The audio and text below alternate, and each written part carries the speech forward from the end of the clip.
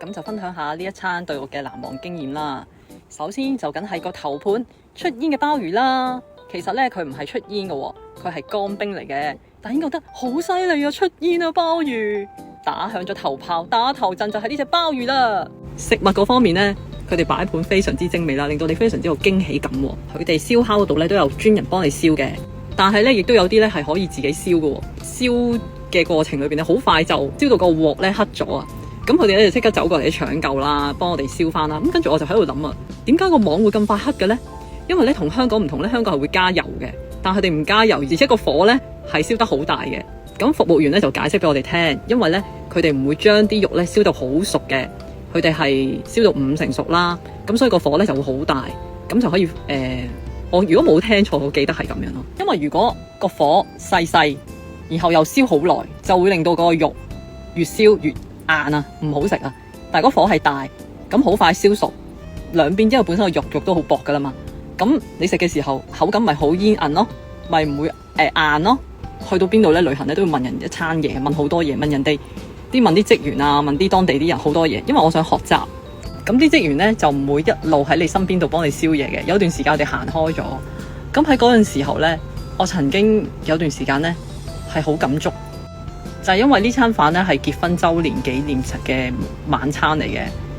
咁都係我先生 book 啦。其實我就本身嚟之前我唔知道食乜嘢嘅，亦都唔知去邊度食嘢，因為我不嬲都唔理呢啲嘢。咁跟住見到一餐咁豐富嘅晚餐呢，然之後我諗翻起呢20幾年嘅風風雨雨呢，我突然之間覺得原來我仲有啲咁嘅福分去食一餐咁好嘅晚餐。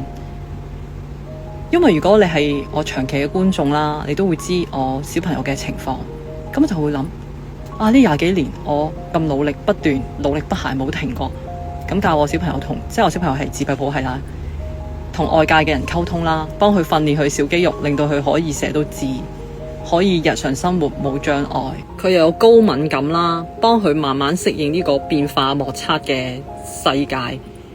突然之間好多嘢可能會令到好驚，教佢點樣去調理自己嘅內心啦。仲有抽動症啦，即係要接納自己啊，我哋又要接納佢啦。咁跟住自己有病啦，做有細胞瘤嘅手術啦，跟住突然之間覺得過去晒啦，已經呢啲辛苦嘢，上帝就補回翻我哋失去咗嘅嘢。跟住翻到酒店，我就寫咗一個故事俾7年前嘅自己。可能你會覺得啦，寫信俾10年之後嘅自己，或者會有啊。但係點樣寫信俾過去嘅自己呢？因為過去嘅嘢已經已成定局啦嘛，寫嚟做乜呢？但係我係成日都會寫信俾以前嘅自己。我想鼓勵當時冇人能夠共鳴嘅時刻，唔係話冇人知，係有人知嘅，只不過最強烈感受嘅始終都係自己啦。如果有時光機，我會穿梭到兒子中2嗰年，同完成口腔做有細胞瘤手術第2天，手背仍然插住止痛針嘅自己講：我係多年後嘅你啊！你要相信啊，日後會有改變㗎。對你嚟講，未來係漫長嘅痛苦。但係對我嚟講係短暫，相同嘅係都係要由豆豆你真切咁走過去，但係你可以㗎。然後滿口係血嘅我嚇到吞咗一啖口水，但係喺手術中插喉後喉嚨損傷，吞嘅卻係一啖血水。我講唔到說話嚟。而家嘅我同過去嘅我講咗一聲走啦，拜拜，就走出瑪麗醫院病房嘅走廊，目送呢一切。過去嘅我啱啱先定過神嚟，心諗：咦，點解我唔問一問未來會發生啲咩事啊？兒子將來會係點噶？正當我想要落床追出去問嘅時候，卻係插住鹽水同埋止痛針，追唔出去。